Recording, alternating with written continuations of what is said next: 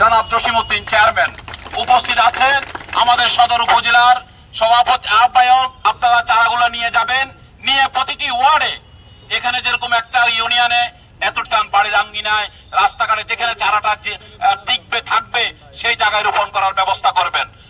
গাছটি উঠতে হবে, বড় হতে হবে, কাঠ এবং মানুষের ছায়া এবং মানুষের অনেকগুলো উপকার থেকে আপনাদের সভাপতিত্ব করবেন আমাদের ফেনী জেলা কৃষক দলের বিপ্লবী সভাপতি। উপলক্ষে দুই একটি কথা বলবেন। আমার দিক নির্দেশনামূলক আমরা পর্যায়ক্রমে এখানে যেরকম আজকে জেলা সদরে করছি, আজকের এখানে বিশেষ অতিথি হিসাবে উপস্থিত আমাদের জেলা বিএনপির বিপ্লবী সদস্য সচিব আমাদেরকে দিক নির্দেশনামূলক। বিসমিল্লাহির রহমানির রহিম।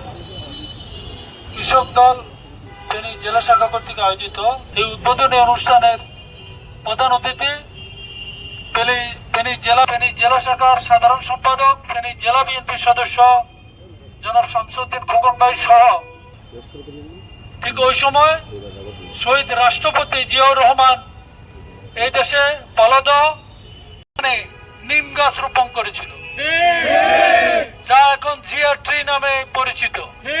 এবং সঞ্চালক কৃষক দলের ফেনী জেলা সাধারণ সম্পাদক জনাব শামসুদ্দিন খোকন চেয়ারম্যান, উপস্থিত কৃষক দলের নেতৃবৃন্দ, প্রিয় ভাইয়েরা,